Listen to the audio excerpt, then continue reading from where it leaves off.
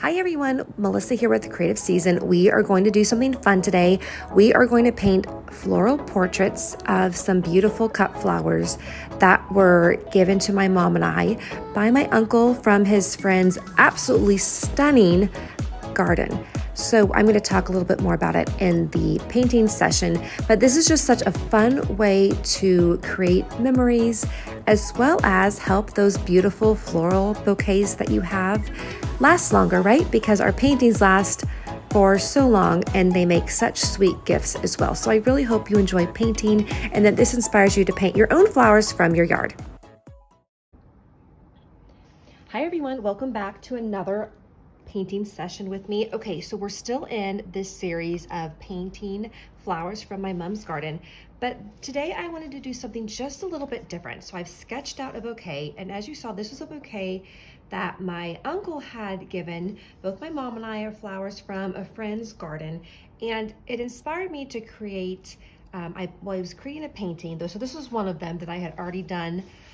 I'm going to send off to him, but just a thank you for giving us those flowers. That was so special. But I thought, wonderful way to memorialize flowers or just remember flowers that have been given to you is to create a simple sketch. So you may, if you have flowers in your garden and you're cutting them and bringing them inside, instead of doing different flowers each week, I just want to show you how I set up a painting and hopefully encourage you to do the same thing. And it doesn't have to be hard. I don't paint really dramatically or in a lot of detail. As you've noticed, I have everything outlined here. And so I have, basically, I like an uneven number. So let's make sure I have that 1, 2, 3, 4, 5, 6, 7, 8. I actually don't, which is actually kind of hysterical. So what I'm gonna do is, because we do want to uneven, I guess I do have the jar, which would be the 9th thing, but I do actually like to have, I'm going to add in some of those stems here, which I forgot to add in, an odd number.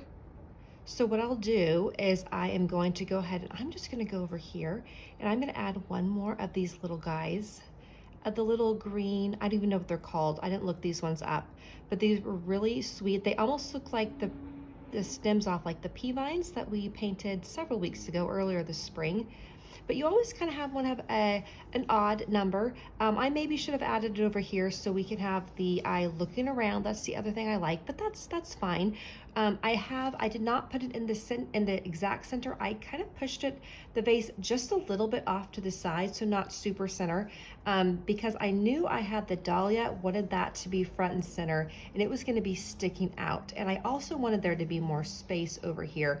So just different things you can do of really eyeing the space in your drawing. Notice too that I don't include every single flower in the painting, so I'm going to go ahead and start painting a little bit here. I'm going to start with green, and I'll just keep talking about the process. I do not include every single flower in the painting. I don't include all the stems. I don't include all of the petals necessarily, because I do need to make sure that I'm painting something that I think I can successfully do somewhat. This is not necessarily an area where I'm really trying to challenge myself in. I am wanting to create something for someone, or even just memories for myself, creating something, I think, again, for my mom. When I go back home and see her, I'm going to give her some of the paintings of flowers from her garden. And what I'll do with those is I'll create a bouquet of all of them and present that to her. I'm going to go back and see her on her birthday in September. So I'm going to go ahead and add in the green first. Again, I sometimes make things up. I may add in another stem if I think that would be good. I do like to keep those things, again, in odd numbers, because in nature, you always see things typically in odd numbers. All right, I don't have tons of green here, so sometimes I just like to lay down my green to make sure that I don't unintentionally start painting over my green when I shouldn't. And I am using purple in my green as to darken it up, because I didn't want to use another color, another green. And also, I don't have really a lot of blue in this painting. I could have done that though too. And I might end up using a little bit of a pink just for our water. But I haven't decided that either quite yet. So I am going to start on the Brown Eyed Susans first and just lay down a little bit of that brown top, and I am gonna go ahead and making sure that I do a little bit of texture at the top as well. So I have burnt sienna, or you can maybe even use a raw umber, whatever one you'd like. We don't really have a lot of brown in this painting, but it was hard to get away with not using any brown with a brown-eyed Susan, right? So I am just adding that top. And again, you see the texture at the top of the petal. So I'm gonna add that in there, leaving a little bit of white around it. Now I am gonna go ahead, I think I'm gonna do actually our table. I'm gonna go ahead and create that a little bit of brown this time and use that for a little bit of the shadowing. I'll probably end up adding a little bit of pink here too, but just moving that around. And so I'm gonna move that off to the side here now. Now that I have that, I'm gonna come back over here and just add a little bit more water. I just want real soft shadows, nothing too heavy. Now that I have that, I'm gonna grab my yellow. So over here on my palette, that's the yellow and purple right there. I'm just gonna pick up some yellow here. This is a cadmium yellow, and this is a lemon yellow. You could use whichever yellow you would like. And we're gonna go ahead and just lay down those beautiful petals. They're nice and bright. It's such a contrast against the dark middle, right? Which I think is part of just the fun of that flower, as well as it really shows off that contrast. I think points out that it is definitely brown-eyed Susan. I love flowers that you just know right when you look at them, that's a blank. And you can definitely tell with brown-eyed Susan. So I'm gonna even put a little bit of that brown into the yellow, just so I like the way that looks and it blends, because you do see that mingling of colors there. Now this was a carnation back here. I am just gonna lay down the light pink, because when I do that purple dahlia in the front, I know that's gonna take up a lot of the space in the painting, and I wanna make sure I don't want the purple to blend into the pink. So we're gonna lay down that pink first and just moving that down here. I really think dahlias are a little bit challenging to paint, so we'll see how this one goes. Putting this down here, this pretty pink flower. These are also purple-ish as well. They're kind of a white with the purple on the end. I don't know if they're a type of petunia or what kind of flower they are, but they're lovely. They might be a hibiscus possibly too. So let's go ahead and lay down that dahlia. And again, as you're even thinking about your own flowers, or even going to like a Trader Joe's and picking out a bouquet or a couple flowers to mix, of looking to see which flowers would look nice together. But even I think the fun of bringing in flowers that you have growing is that you don't have to spend so much time deciding what looks good or what doesn't look good. Instead, just like with my uncle giving us these flowers, I wanted to use the flowers that he gave us, and so just making those work.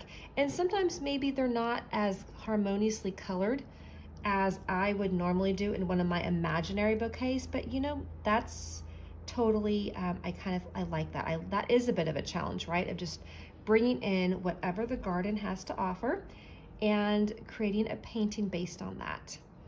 So I am again working on that dahlia. I'm just doing the outlines of these lovely, lovely petals.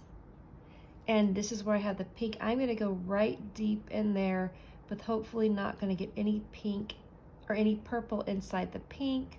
And we had some petals like kind of sticking up. They were just sticking all sorts of ways.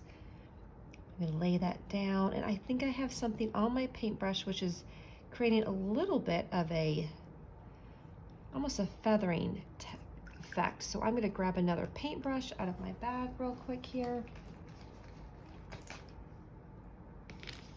There we go. And I'm gonna get a little one here and grab a little more purple for the ends. I'm on a paintbrush. Some days, you know, when you're looking for just that one paintbrush, I know I have a couple that have, in the move, things have gotten misplaced, as it happens, but I know eventually it will all come back together again. Okay, just moving that around here. This purple was really interesting because it just seemed to be on the edges of this flower. It was like on the bottom, and then it was on the tops, which was just really, really pretty. I'm gonna add in some more water here. And then just moving along.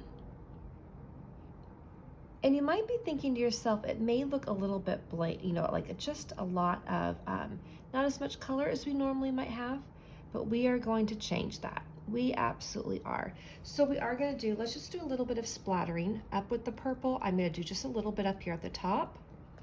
Because we are still creating in the margins, we may not have tons and tons of time to paint. I don't want to spend the time to do a whole background for this particular one. I'm actually gonna grab the pink, and I'm gonna add a pop of pink. I'm gonna do some splatters over the pink here too, but then come back around and add in some more pink here. I had laid down just a light initial, and now I'm gonna go back with some boldness and come back under here a little bit too. And if you get some splatters in other places, don't worry about that, it's just kind of part of the beauty of it.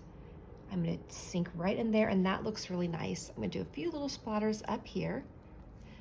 And then I think the brown might be causing some of a little bit of that, a little bit more of a subdued look. So I am gonna go ahead, I'm gonna add in some pink where there's shadowing here.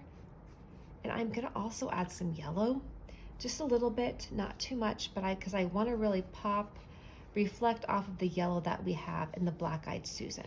So going to add in some yellow there. And then I am gonna do some splatters, not tons, but just a little bit. And we're gonna pull in some more yellow too, right around here and along the edges. And you can see too, this is really starting to pop now. Now I talked about that water line that I was gonna do, and I do think I'm almost gonna do almost a pink water line. That's not really realistic, but that's okay. That's okay. I'm gonna just do it nice and light, and I'm gonna kind of come over here. I guess I'll grab some blue. And then we'll do some blue splatters. It'll be good. And I'm gonna go ahead and work a little bit more on the dahlias over here.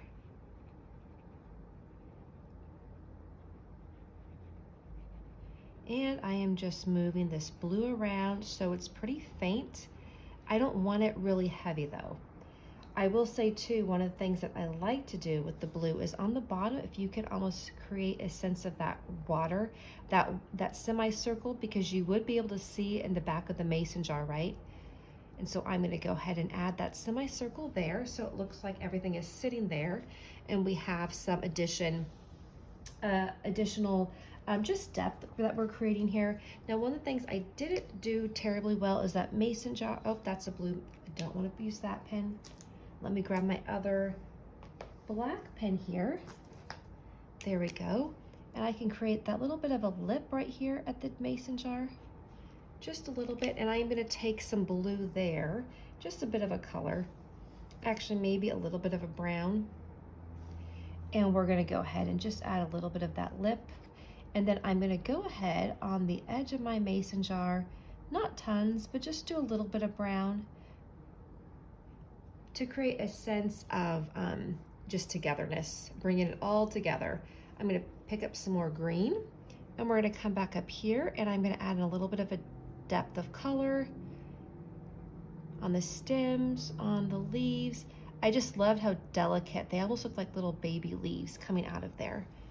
And this is coming along really nicely. See, it's pretty, it doesn't have to be complicated. It's just, if you want to add more splatters, I'm going to do a few more green ones down here. I'm going to finish up. I'm going to take some pink. Be careful to rinse your brush really well. Make sure to get all the green out of it before going back into the pink so that we don't get muddy waters. If you get mud too, I got a little bit of mud in mine. I am just going to go ahead back here, and I just take my whole paper towel and I just dab the whole thing and then just pick that up. And then come back, pick up some pink. I'm actually gonna add just a bit of pink in here and then cover it where I know it's gonna be a little bit lighter. And then cover it back up with a little bit more purple. So again, just giving some variation to the colors. that dahlia is pretty dark purple, so I'm gonna go ahead, take the purple, and then come back in. And the dahlia is not quite as looking as good as I wanted it to. It can be hard when all the petals are this dark to really show that delineation of the different distinguished features. One way is by adding another color in. Be sure to leave some white so you can see kind of different petals here. I'm going to come back and outline this petal here. And then we are going to go ahead, touch that guy, and then kind of leave it alone. I'm going to add just a little bit more up on these guys. And a little bit of purple here. They were definitely some very fair flowers. I liked how they were kind of falling out a bit too. And to be honest, I think we're about done. So this is really just a fun, simple way. I can go over this a couple of different times, perhaps, you know, different styles. I'm just putting a little more yellow under here just to make it pop a little bit more. We'll let it dry. It's super cute. I did paint this on a 6x6, so it's easy. Hopefully I'm just going to, you know, write a note on it. I'll put it in the mail. I may need to trim it down just a little bit, or I'll just send it in an overnight, a flat rate packaging. So I hope you enjoyed this. I'll show a picture of it closer up. And again, too, you might do a few tries of this. For example, I may think of doing the dahlia in a little bit of a different way. It is nice to pick out a flower that you really want to be that distinguishing flower, kind of like the showstopper. And in this bouquet, the dahlia was obviously from the pictures, the showstopper. But sometimes what's the showstopper in the bouquet, you may need to change things up a bit. Like I really love the brown-eyed Susan, and maybe make that the showstopper in the next one. And then put the dahlia in the back and just kind of flip it around so it becomes a little bit more on the side. You have that freedom when you are creating these really lovely from your garden bouquets. So I hope you enjoyed that, and I will see you again really soon.